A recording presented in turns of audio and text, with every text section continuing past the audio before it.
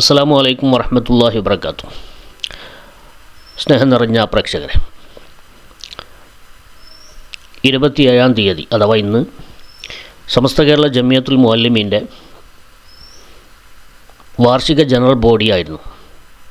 അവിടെ വെച്ചുകൊണ്ട് സാധാരണ ഉള്ളതുപോലെ തന്നെ പുതിയ കമ്മിറ്റിയെ തിരഞ്ഞെടുക്കുന്നതിൻ്റെ ഭാഗമായി അതിൻ്റെ പ്രസിഡന്റ് സ്ഥാനത്തേക്ക് ആരെ വേണം എന്ന ചോദ്യത്തിന് സദസ്സിൽ നിന്ന് വാക്കോട് മൊയ്തീൻ കുട്ടി മുസ്ലിയാർ എന്ന മറുപടി ഉയർന്നു.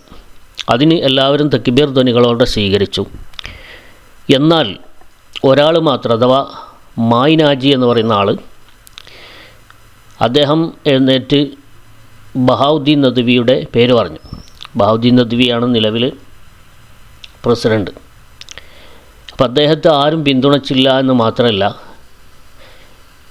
ഇവരുടെ കൂട്ടത്തിൽപ്പെട്ട പുത്തനൈ പോലും അദ്ദേഹത്തെ പിന്തുണച്ചില്ല എന്ന ഖേദകരമായ യാഥാർത്ഥ്യത്തിന് മുന്നിൽ മായിനാജിക്ക് മുട്ടുമടക്കേണ്ടി വന്നു, അവിടെ ഇരിക്കേണ്ടി വന്നു. എല്ലാവരുടെയും പിന്തുണയോടെ ബഹുമാനപ്പെട്ട വാക്കോട് സ്ഥാനം തിരഞ്ഞെടുക്കപ്പെട്ടു. നമുക്കറിയാം, നിരന്തരം സമസ്തയിൽ ഇങ്ങനെ എന്തൊക്കെയോ പ്രശ്നങ്ങളുണ്ട് എന്ന് വരുത്തി തീർക്കുകയും ശാന്തമായ അന്തരീക്ഷം ഒരിക്കലും ഇഷ്ടപ്പെടാതിരിക്കുകയും ചെയ്യുന്ന ഒരു വിഭാഗമുണ്ട്, നളന്ത വിഭാഗം. അവർക്ക് എങ്ങനെയെങ്കിലും ഇതിനൊരു ബദലുണ്ടാക്കണം, അതിനു വേണ്ടിയിട്ട് ഇവർ നിരന്തരം ശ്രമിച്ചുകൊണ്ടിരിക്കുകയാണ്. അപ്പോൾ ഈ സാഹചര്യത്തിൽ ബഹാവുദ്ദീൻ നദ്വി ഉസ്താദിനെ ഉപയോഗിച്ചുകൊണ്ടൊക്കെ ഇവർ പല കളികളും നടത്തിയതാണ്. ഇതൊക്കെ എല്ലാവർക്കും ബോധ്യപ്പെടുന്ന കാര്യമാണ്. അന്ന് തന്നെ നമ്മൾ പറഞ്ഞിരുന്നു, ഇദ്ദേഹത്തിൻ്റെ സ്ഥാനങ്ങളൊക്കെ തെറിപ്പിക്കാനാണ് ഇവർ ഈ ഒരു കളി കളിക്കുന്നത്. സമസ്തയിൽ നിന്ന് തന്നെ അദ്ദേഹത്തെ പുറത്തേക്ക് കൊണ്ടുപോകാനുള്ള വഴികളാണ് ഇവർ നോക്കിക്കൊണ്ടിരിക്കുന്നത് എന്നൊക്കെ നമ്മൾ ഏതാനും ദിവസങ്ങൾക്ക് മുമ്പ് പറഞ്ഞതാണ്.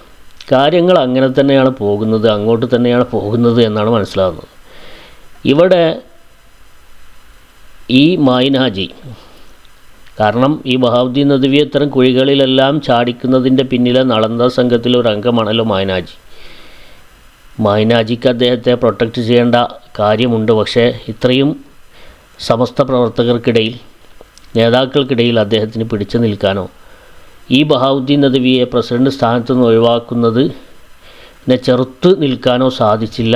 അതിൻ്റെ ഒരു രോഷം അദ്ദേഹം പ്രകടമാക്കുന്നത് ഒന്ന് കണ്ടു നോക്കുക. അദ്ദേഹത്തിൻ്റെ അവസരത്തിൽ അദ്ദേഹം ആ ഒരു യോഗത്തെ തന്നെ ഇകഴ്ത്തിക്കൊണ്ട്, വളരെ മോശമാക്കിക്കൊണ്ട് സംസാരിക്കുകയാണ്. ആ സമയത്ത് സദസ്സിൽ നിന്ന് ജനങ്ങൾ ഇടപെടുന്ന ഒരു രംഗമാണ് കാണുന്നത്. നോക്കാം.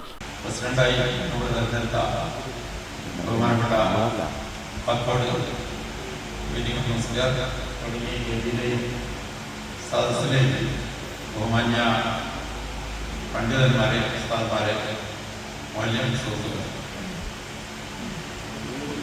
ജമിയത്തുൽ മുഅല്ലിമീൻ്റെ 66-ാം വാർഷിക ജനറൽ ബോഡിയാണ്. 65 വാർഷിക ജനറൽ ബോഡിയിൽ സംഭവിക്കാത്ത സംഗതി ഈ വാർഷിക ജനറൽ ബോഡിയിൽ സംഭവിച്ചു എന്നത് നേരാണ്. പക്ഷേ അത് ഭാവിയിൽ വലിയൊരു യുഗത്തിലേക്കുള്ള തുടക്കമാവാതിരിക്കട്ടെ എന്ന് ഞാൻ ആത്മാർത്ഥമായി നമ്മുടെ എല്ലാ പ്രാർത്ഥനകളും അല്ല, അത് ഞാൻ പറയാം, ഞാൻ പറയാം ഇന്ന് വരെ ഇല്ലാത്ത സംഗതി ഇവിടെ നടന്നിട്ടുണ്ടെങ്കിൽ അത് പുറത്ത് മോശമായി ചർച്ച ചെയ്യും. നമ്മളെ സംഘടനാ ശത്രുക്കളും സംഘടനയുടെ ബഹുമാനപ്പെട്ട സമസ്തയുടെ നാശം കാണാൻ ആഗ്രഹിക്കുന്നവർ നാളെ വാട്സപ്പിലിട്ട് അലക്കും. അത് നിങ്ങൾക്ക് കാണാം എന്നാണ് ഞാൻ പറഞ്ഞത്. അതൊരു വിപത്തായിട്ട് നിങ്ങൾ ബഹളം കഴിക്കാനൊന്നും കാര്യമില്ല, എനിക്ക് സംസാരിക്കാനുള്ള അവകാശമാണ്. ഇല്ല, ബഹളം ഉണ്ടാക്കാതെ നിങ്ങളെ തൊള്ളെ തോന്നിയത് പറയാനുള്ള വേദിയല്ലത്. അതിന് ഇവിടെ അനുവദിക്കില്ല ആളുകൾ. ഇത് സമസ്തൻ്റെ ഒരു സമിതിയാണ്, അതിൻ്റെ ഒരു വേദിയാണ്. അപ്പോൾ അതുകൊണ്ട് നിങ്ങൾ രാഷ്ട്രീയ പാർട്ടിയിൽ ഇടക്കൊള്ളിയിട്ടിട്ട് പ്രശ്നം ഉണ്ടാക്കണില്ലേ? അതുപോലെ മഹലിൽ നിങ്ങൾ ചിത്രത ഉണ്ടാക്കില്ല, അതിൻ്റെ വീഡിയോകളൊക്കെ പുറത്തു വന്നതല്ലേ? നിങ്ങൾക്കെതിരെ ലീഗുകാർ തന്നെ പ്രകടനം വിളിക്കുന്നതിൻ്റെ വീഡിയോകൾ പുറത്തു വന്നില്ലേ? മഹല്ല് കമ്മിറ്റിയിൽ നിങ്ങൾ കളിച്ച കളികൾക്കെതിരെ അവിടുത്തെ നാട്ടുകാർ പ്രതികരിക്കുന്നതിൻ്റെ വീഡിയോ പുറത്തു വന്നില്ലേ? അത്തരം കളി ഇവിടെ സമസ്തൻ്റെ ഉള്ളിൽ കളിച്ചാൽ പിടിച്ച് പുറത്തേക്കാണ്ടിടും. അതാണ് നിങ്ങൾ കണ്ടുകൊണ്ടിരിക്കുന്നത്.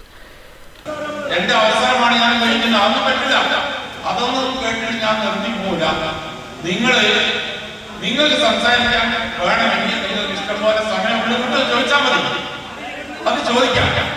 എന്റെ മനസ്സിലുണ്ടെന്ന് പറയാനാണ് ഞാൻ അവിടെ എഴുതിയിട്ടുള്ളത്.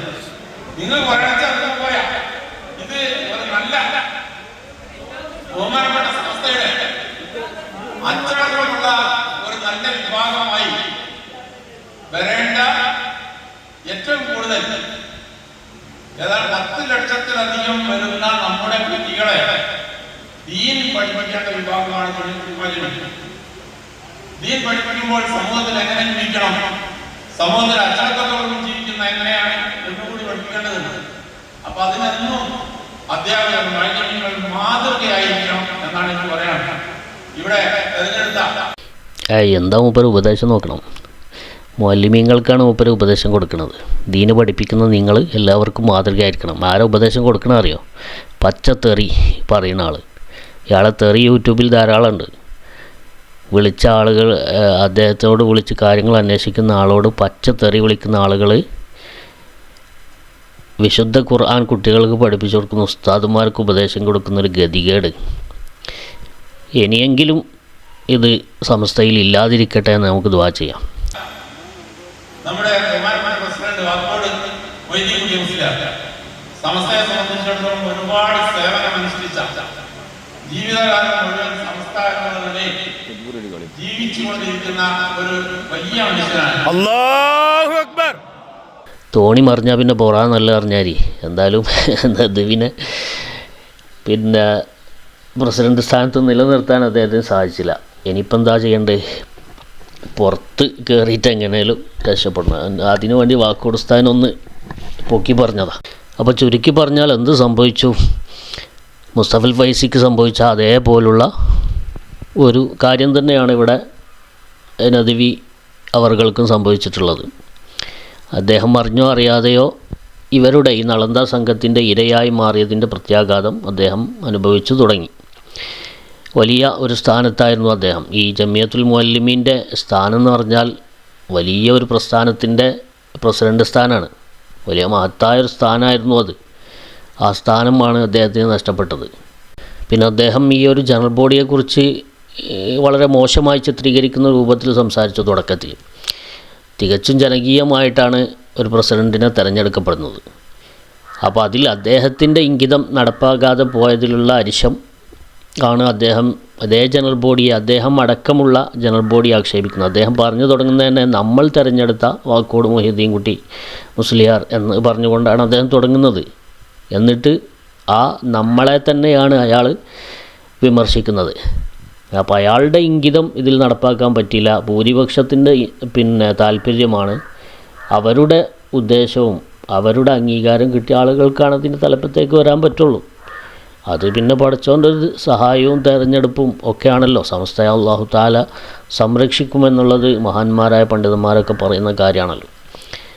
അപ്പോൾ ആരാണോ ഏത് സ്ഥാനത്താണ് അർഹതപ്പെട്ടത് അല്ലാത്തത്, ആ സ്ഥാനത്ത് നിന്ന് അവരെ നീക്കം ചെയ്യാൻ, അർഹതപ്പെട്ടവരെ ആ സ്ഥാനത്തേക്ക് കൊണ്ടുവരാനും അള്ളാഹുവിന് ഒരു പണിയുമില്ല. അത് സാധിക്കും. അള്ളാഹു സുബ്ഹാനഹു തആല സമസ്തയെ സംരക്ഷിക്കും എന്ന് തന്നെയാണ് ഇതിലൂടെയൊക്കെ നമ്മൾ മനസ്സിലാക്കുന്നൊരു കാര്യം. അള്ളാഹു അനുഗ്രഹിക്കട്ടെ. ആമീൻ. അസ്സലാമു അലൈക്കും വറഹ്മത്തുള്ളാഹി.